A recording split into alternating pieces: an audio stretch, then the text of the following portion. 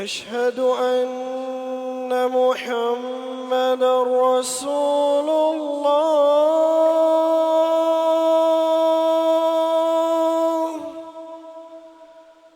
أشهد أن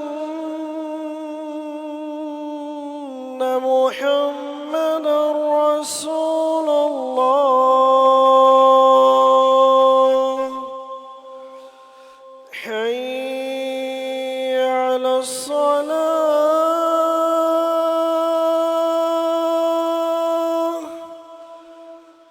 حي على الصلاة.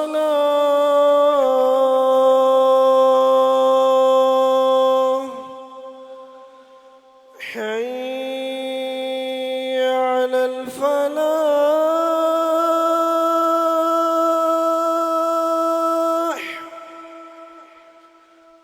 حي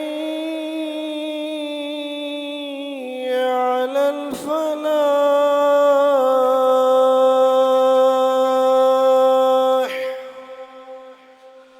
الله أكبر الله أكبر لا إله إلا الله.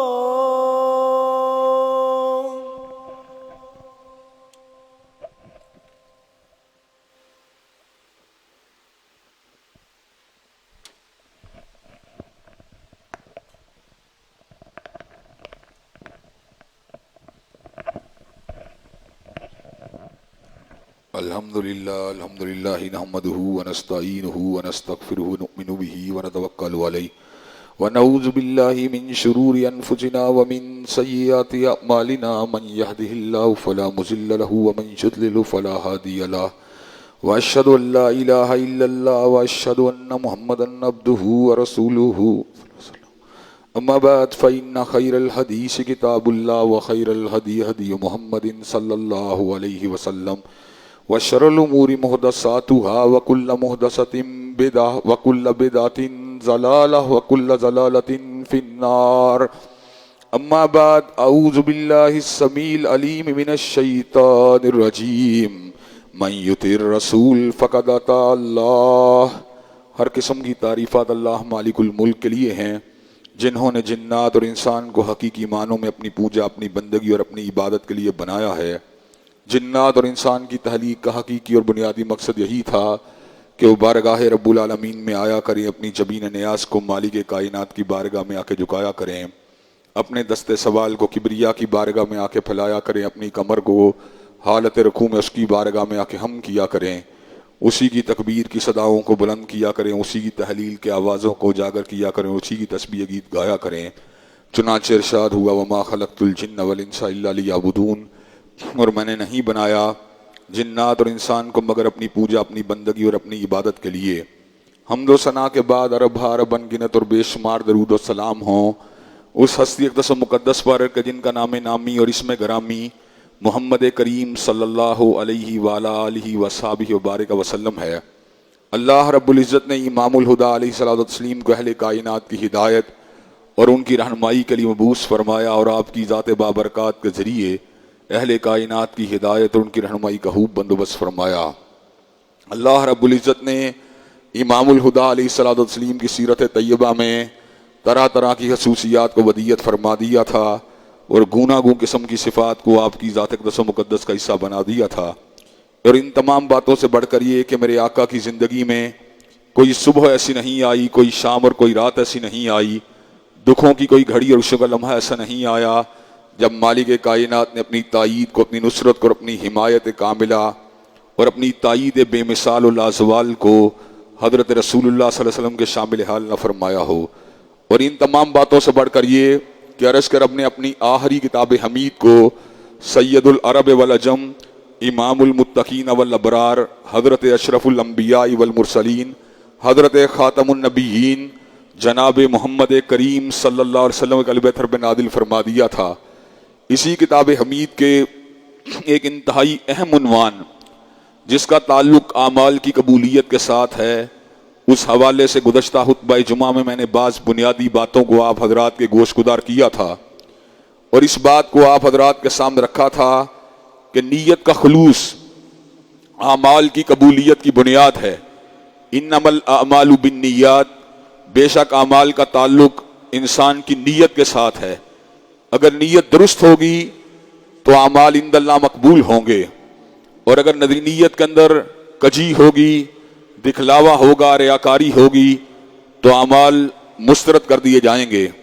کل جب جہنم کی آگ کو بھڑکایا جائے گا، ایک عالم دین کو، ایک مجاہد فی سبیل اللہ کو، اور ایک بہت بڑے سخی کو بھی جہنم کی آگ میں فقط اس لیے گرا دیا جائے گا کہ ان کے اعمال للہ فی اللہ نہیں ہوں گے۔ اسی طرح حضرت رسول اللہ صلی اللہ علیہ وسلم نے ایک گھوڑے کا ذکر کیا جس کو اللہ تعالیٰ کے راستے میں چلایا جاتا ہے۔ وہ گھوڑا اپنے چارہ کھانے کے ساتھ، اپنے چلنے کے ساتھ، اپنی لید اور پیشاب کے ساتھ انسان کے لیے اجر کا باعث ہے۔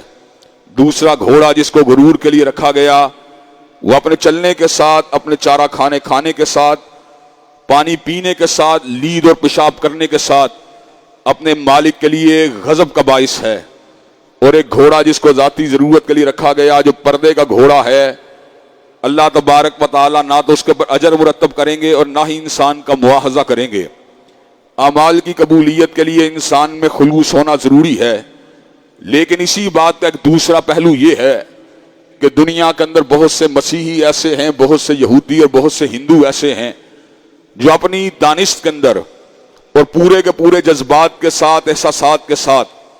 اللہ تبارک و تعالیٰ کی ذات کے ساتھ مخلص ہیں، لیکن اللہ تبارک و تعالیٰ ان کے اخلاص کے باوجود ان کا دین مسرد کر دے گا۔ اس کی وجہ یہ ہے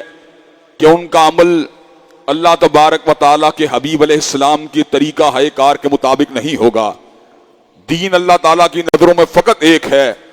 وَمَن يَبْتَغِي غَيْرَ الْإِسْلَامِ دِينًا فَلَن يُقْبَلَ مِنْهُ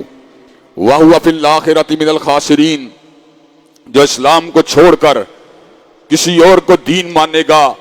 اللہ تبارک و تعالیٰ اس کے دین کو قبول نہیں کرے گا اور قیامت کا گھاٹا اس کا مقدر بن جائے گا۔ وَمَن يَبْتَغِي غَيْرَ الْإِسْلَامِ دِينًا فَلَن يُقْبَلَ مِنْهُ۔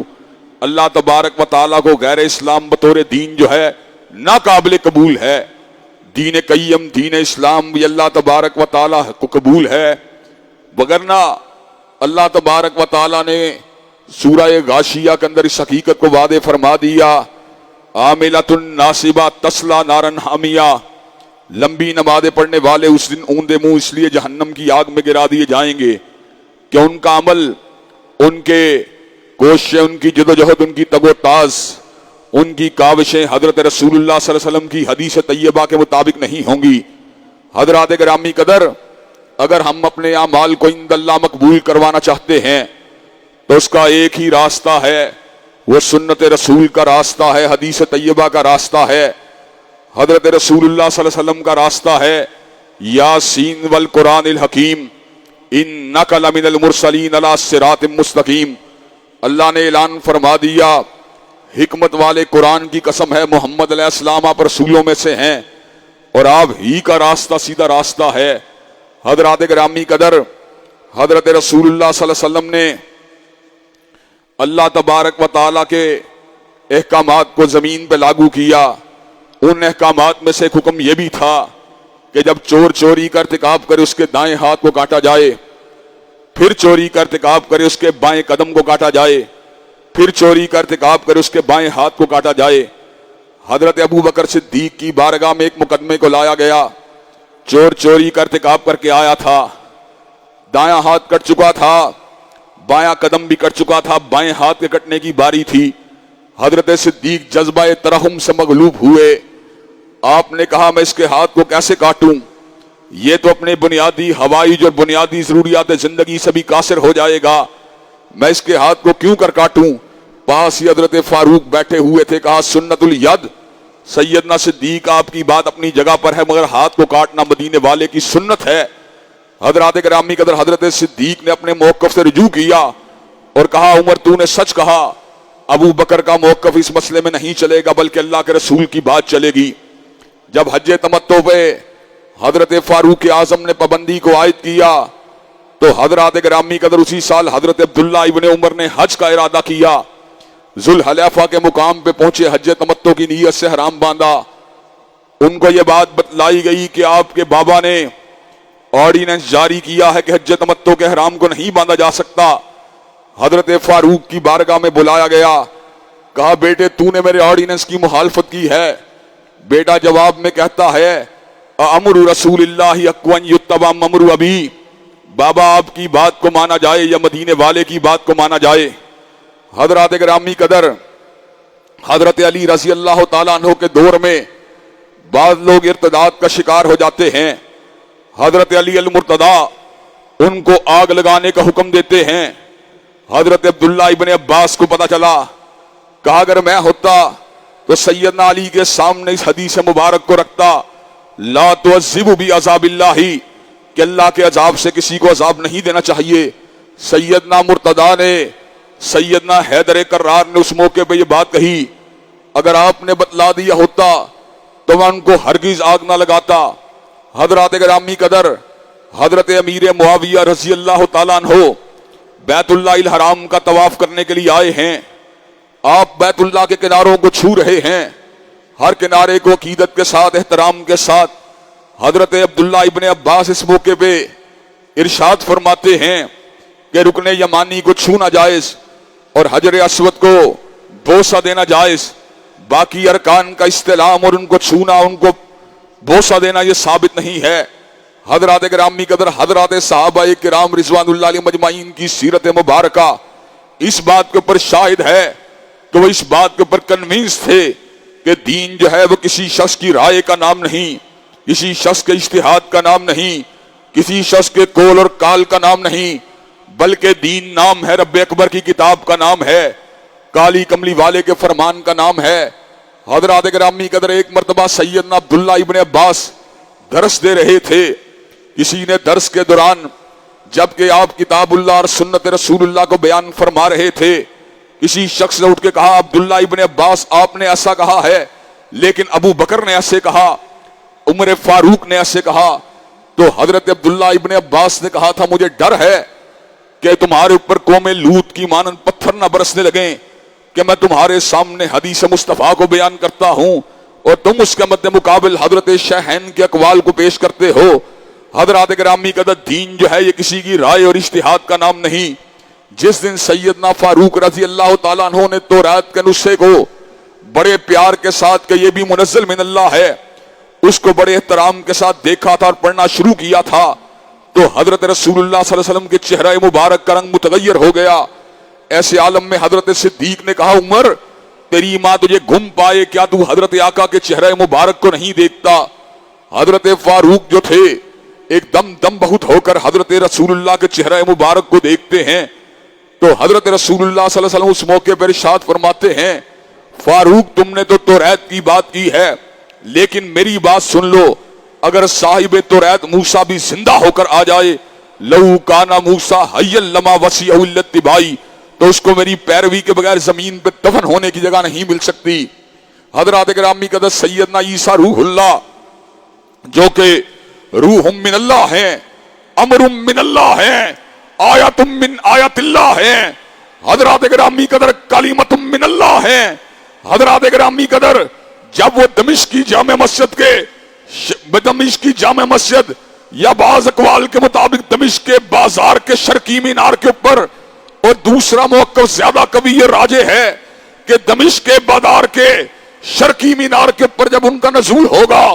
جب فرشتوں کے پروں کے پر آپ کے دست آئے مبارک ہوں گے اور آپ کے چہرہ مبارک سے پانی کے قطرے یوں گر رہے ہوں گے جیسے سچے موتی گرتے ہیں، اور حضرت عیسیٰ علیہ السلام زمین کے پر اللہ کی حاکمیت کے قیام کا امر لے کر اور امام عادل بن کر جب زمین کے پر اتریں گے، اور جس وقت آپ دجال کے قتل کا مینیڈیٹ لے کر زمین پہ اتریں گے، ایسے عالم میں سیدنا امام محمد ابن عبداللہ المہدی رحمہ اللہ وہ بھی ان کے درمیان موجود ہوں گے۔ حضرات گرامی قدر، ایسے وقت جب نماز کا وقت آئے گا، صفوں کو جو ہے کھڑا اور صفوں کو جس وقت آپس کے اندر اتصال کے ساتھ ان کو جو ہے بنایا جائے گا، تو حضرات گرامی قدر حضرت عیسیٰ علیہ السلام جو ہیں وہ حضرت امام مہدی کے پیچھے کھڑے ہو کر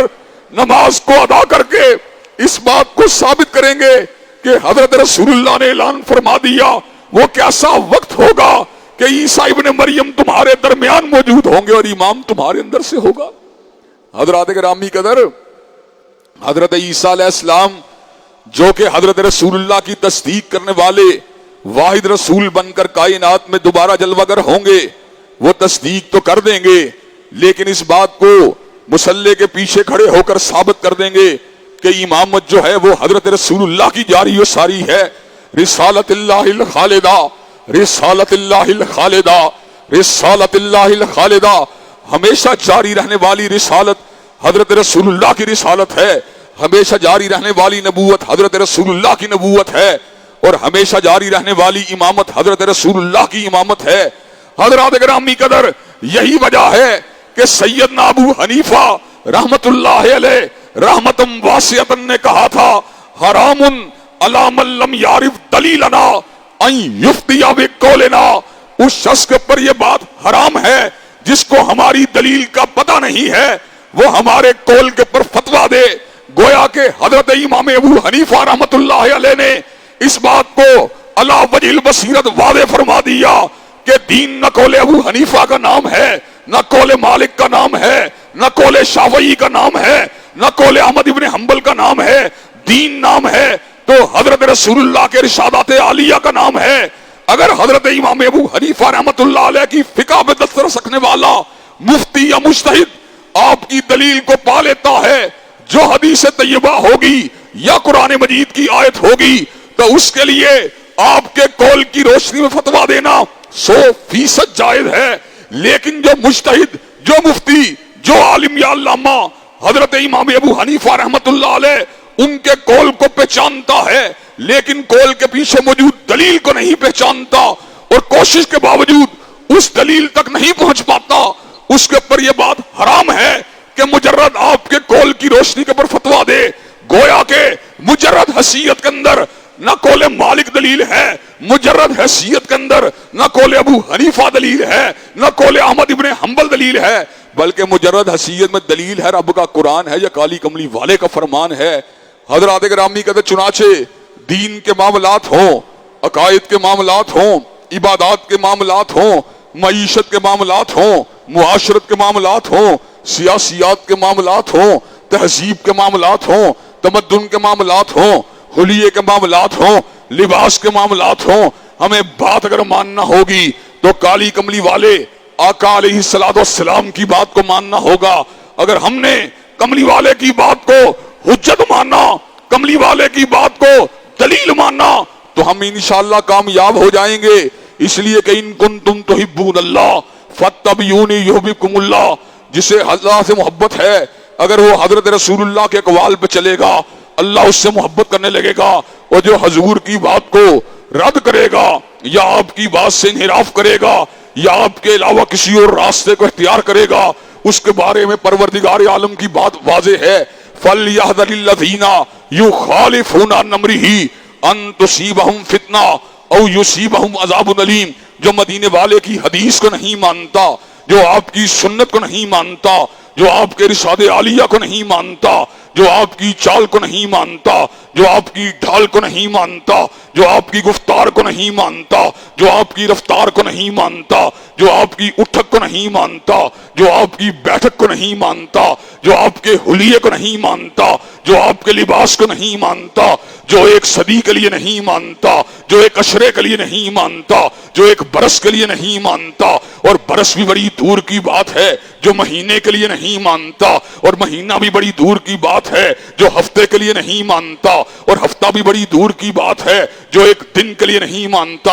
اور دن بھی بڑی دور کی بات ہے جو گھنٹے کے لیے نہیں مانتا، اور گھنٹہ بھی بڑی دور کی بات ہے جو منٹ کے لیے نہیں مانتا، اور منٹ بھی بڑی دور کی بات ہے جو سیکنڈ کے لیے نہیں مانتا، اور سیکنڈ بھی بڑی دور کی بات ہے جو حاشیہ خیال کے لیے نہیں مانتا، جو پلک جھپکنے کے لیے نہیں مانتا، جو سانس کی آمد و رفت کے درمیان نہیں مانتا، وہ دنیا میں ذلیل ہوگا اور آخرت کے اندر فتنوں اور دنیا کے اندر فتنے کا نشانہ بنے گا، اور آخرت میں اللہ نے اس کے لیے دردناک عذابوں کو تیار کر دیا ہے۔ حضرات گرامی قدر، حضور کا راستہ جنت کا راستہ حضور کا راستہ، سعادت کا راستہ حضور کا راستہ، اللہ کا راستہ حضور کا راستہ، روشنی کا راستہ حضور کا راستہ، سربلندی کا راستہ حضور کا راستہ، خوش بختی کا راستہ۔ جو کامیابی چاہتا ہے اسے حضور کے اسوہ کامل پہ چلنا ہوگا، اور جو آپ کے اسوے سے انحراف کرے گا اس کو کبھی کامیابی نہیں مل سکتی۔ اللہ تبارک و تعالیٰ کے فضل و کرم سے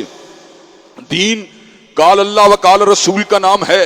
اور آپ کے اعمال کی قبولیت کے لیے دین قیم میں رہتے ہوئے حضرت رسول اللہ کے ارشادات عالیہ اور آپ کے فرمودات مبارکہ اور آپ کی سنن مطہرہ پہ چلنا ہم سب کے لیے ضروری ہے۔ اللہ تبارک و تعالی ہم سب کو سنت مطہرہ پہ چلنے کی توفیق دے۔ وآخر دعوانا الحمدللہ رب العالمین۔ الحمدللہ نحمدہ ونستعینہ ونستغفرہ ونؤمن بہ ونتوکل علیہ ونعوذ باللہ من شرور انفسنا ومن سیئات اعمالنا، من يهده الله فلا مضل له ومن يضلل فلا هادي له، واشهد ان لا اله الا الله واشهد ان محمدا عبده ورسوله،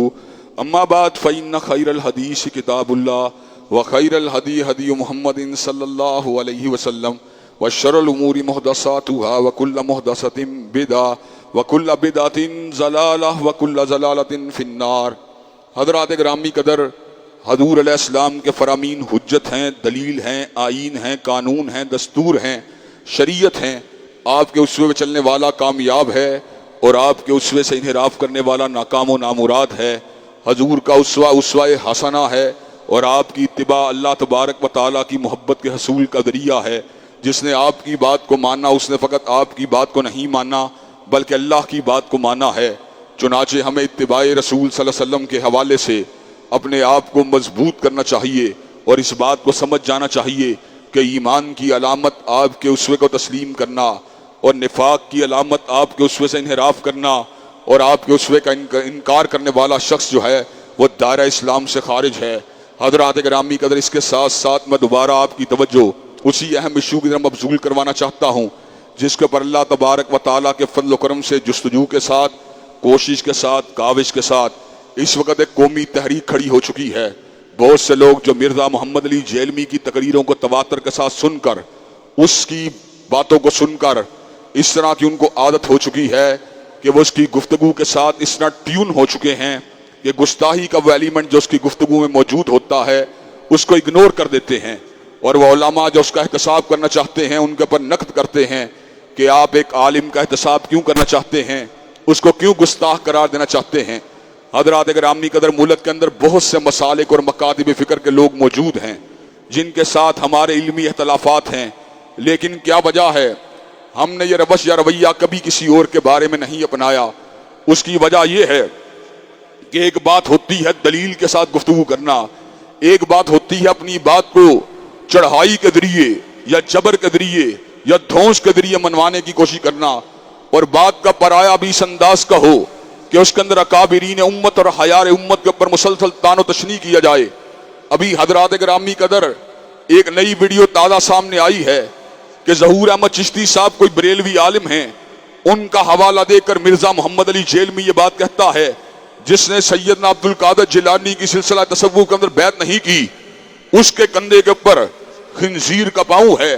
اور اس نے کہا جس نے ولیوں کے ولی سیدنا علی المرتضیٰ کی بیعت نہیں کی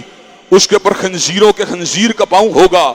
حضرات گرامی قدر، مشاجرات صحابہ کے اندر یہ طنز کہاں پہ جا رہی ہے؟ خنزیروں کے خنزیر کا پاؤں کا مطلب کیا ہے؟ سیدنا معاویہ کے کندھہ مبارک کے بارے میں کیا بکواس کر رہا ہے؟ سیدنا زبیر بن عوام کے کندھہ مبارک کے بارے میں کیا بکواس کر رہا ہے؟ سیدنا طلحہ بن عبید اللہ کے بارے میں کیا بکواس کر رہا ہے؟ سیدنا عائشہ کے بارے میں کیسی ہرزہ سرائی کر رہا ہے؟ حضرات گرامی قدر، اس کی گفتگو کے اندر سوکیانہ پن ہے، اور صحابہ رسول کی عزت اور ان کی عظمت کو تسلیم کرنے کے لیے مادہ و تیار نہیں ہے، خود پسند ہے، گمنڈی ہے، کہتا ہے اگر میں اس دور کے اندر ہوتا تو پہلا یا دوسرا خلیفہ تو میں ہوتا۔ حضرات گرامی قدر، ذرا غور کیجئے کتنی خود پسندی کی بات ہے۔ اپنے آپ کو یہ بھی کہتا ہے میں دور حاضر کا مجدد ہوں، اور ساتھ کہتا ہے یہ بات میں نے مذاق کے طور پہ just for the sake of joke کہی ہے۔ حضرات گرامی قدر، باتوں باتوں کے اندر اپنی شخصیت کو منوانے کی کوشش کرتا ہے، اور علمی حالت یہ ہے روئے زمین کے پر کوئی انجینئر ایسا نہیں جو یہ بات کہے کہ میں انگلش ٹیکسٹ بک کی بجائے اردو کے ترجمے پڑھ کر انجینئر بن گیا ہوں. ڈگری میرے پاس نہیں لیکن ہوں میں انجینئر. کوئی ڈاکٹر ایسا نہیں جو یہ بات کہے کہ میں نے باٹنی کی, میں نے فزیولوجی کی, میں نے نروس سسٹم سے متعلقہ کتابوں کو اردو میں پڑھا ہے, ٹیکسٹ بکوں سے مجھے کوئی لینا دینا نہیں, مگر میں ڈاکٹر ہوں. ایک بندہ اللہ کے فضل و کرم سے دعوے کے ساتھ کہتے ہیں اور اسی دعوے کے اوپر اپنی بات کو کنکلوڈ بھی کرنا چاہتے ہیں. ہمارا چیلنج ہے, تو ترجمہ کرنا تو بڑی دور کی بات ہے, بغیر آراف کے قرآن پڑھ کے دکھلا, بغیر آراف کے احادیث طیبہ پڑھ کے دکھلا. جب تو یہ کام نہیں کر سکتا تو اپنے آپ کو عالم کہلوا کر صحابہ کی ذاتوں کے اوپر کیوں تبرہ کرتا رہتا ہے؟ وہ اس بات کو انڈائریکٹ طریقے سے تانے کے طور پہ یوں پیش کرتا ہے گویا کہ معاذ اللہ حضرت امیر معاویہ کا دفاع کرنے والے,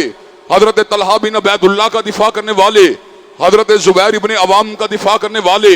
اور حضرت عائشہ کا دفاع کرنے والے لوگ معاذ اللہ ناسبی ہیں, اور تو کہاں کی بکواس کرتا ہے؟ سیدنا علی المرتضیٰ ہمارے دل کی دھڑکن ہیں, اولاد علی ہمارے جگر کا ٹکڑا ہے. سیدہ فاطمہ کی چادر اور ان کا دوپٹہ میری 100 ماؤں کے دوپٹوں سے اعلیٰ اور افضل ہے. آل رسول کا احترام ہم سب پہ واجب ہے, لیکن آل رسول کے ساتھ ساتھ اصحاب رسول کا احترام بھی ہمارے اوپر واجب ہے. حضور کی تنہائیوں اور خلوت کے گواہ, حضور کی گھریلو زندگی کے گواہ اہل البیت ہیں,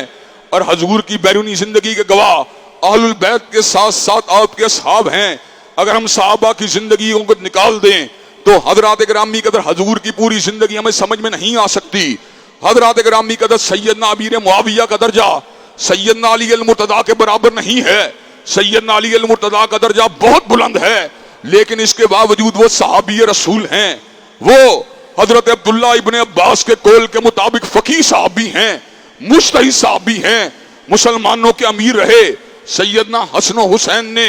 ان کے ہاتھ کے اوپر بیعت کی, اور حضرت علامہ شہید اس حوالے کو کئی مرتبہ شیعہ کتب سے بیان کیا کرتے تھے. جب سیدنا حسن کا انتقال ہوا, تحرکت الشیعۃ بالعراق وکتبوا الی الحسین لخلع معاویہ بن ابی سفیان. عراق کے شیعہ حرکت میں آئے اور سیدنا حسین کو خط لکھا لخلع معاویہ بن ابی سفیان کہ حضرت امیر معاویہ کی خلافت سے اور آپ کی بیعت سے دستبرداری کا اعلان کیا جائے, بیعت کو فسخ کر دیا جائے. سیدنا حسین ابن علی رضی اللہ تعالیٰ عنہما نے اس موقع پہ اعلان کیا انا بیننا و بین معاویہ عہد, ہمارے اور معاویہ کے درمیان عہد ہے, ہم عہد شکن نہیں ہیں. حضرات گرامی قدر جن کے ہاتھ کے اوپر سیدنا حسن نے بیعت کی, اور حضرات گرامی قدر امت نے جن کے پیچھے نمازوں کو ادا کیا, اور حضرات گرامی قدر آج سے چند برس قبل مرزا محمد علی جیلمی بھی الفاظ کہتا رہا کہ حضرت امیر معاویہ کی حضرت حسن کی بیعت سے توثیق ہوتی ہے, جو مسلمانوں کے 2 عظیم متحارب گروہوں میں سے ایک گروہ کے سربراہ ہیں اور جنہیں مسلمانوں کا امیر ہونے کا شرف حاصل ہوا. سیدنا فاروق کے دور میں شام کے گورنر رہے, سیدنا ذی النورین کے دور میں شام کے گورنر رہے, مسلمانوں کے پہلے امیر البحر ہیں, عیسائیوں کے مقابلے کے اوپر بحریہ کو منظم کرنے والے ہیں. حضرات گرامی قدر مشاجرات صحابہ کی بنیاد سیدنا عثمان کا خون ناحق تھا, جس سے سیدنا علی المرتضیٰ بالکل بری تھے, لیکن سیدنا امیر معاویہ کے کیمپ کا یہ اجتہاد تھا چونکہ ہمارے رشتہ دار ہیں, ہم بیعت کو مشروط کرتے ہیں اس بات کے ساتھ کہ جب سیدنا عثمان کے قاتلین پکڑے جائیں گے, سیدنا علی المرتضیٰ کے دست اقدس کے اوپر بیعت کو کر کے ان کو امیر مانا جائے گا. یہ ایک انٹریکیٹڈ مسئلہ تھا, ایک ہیومن مسئلہ تھا, ایک اس کے اندر بلڈ ریلیشنز انوالو تھے. حضرات گرامی قدر اجتہادی اختلاف ہوا, سیدنا علی اجتہاد کے اعتبار سے فائق تھے, سیدنا امیر معاویہ کا اجتہاد ان سے کم تر تھا. حضرات گرامی قدر اس لیے ائمہ دین سیدنا علی المرتضیٰ کے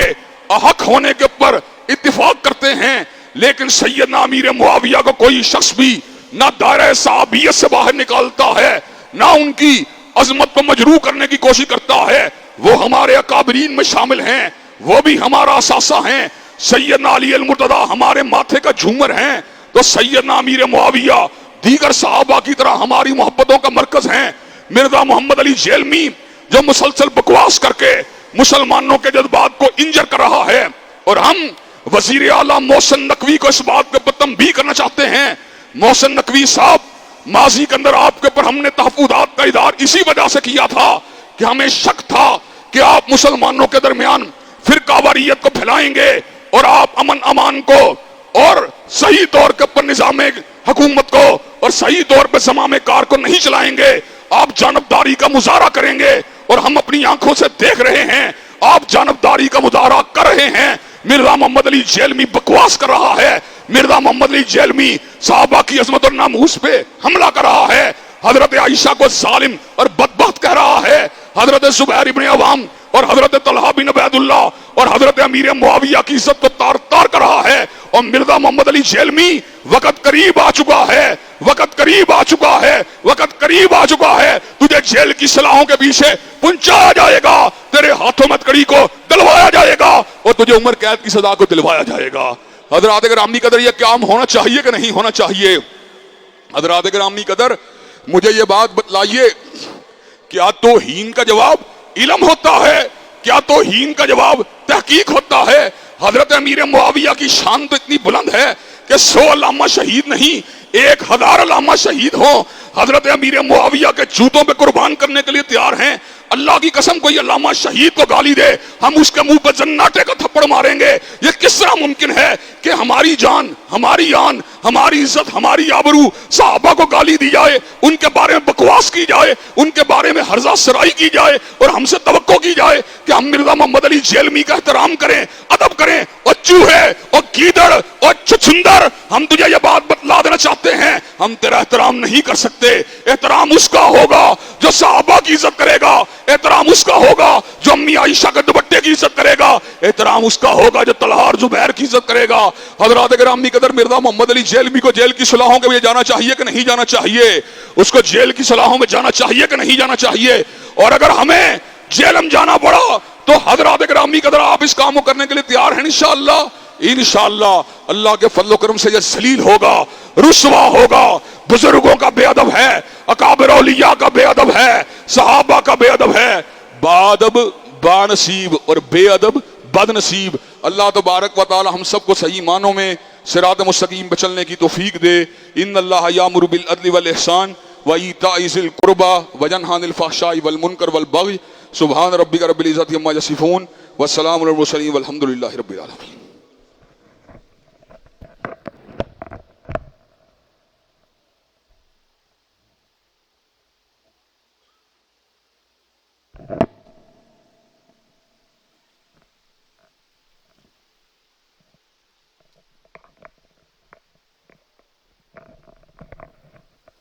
الله أكبر الله أكبر أشهد أن لا إله إلا الله أشهد أن محمد رسول الله حي على الصلاة حي على الفلاح قد قامت الصلاة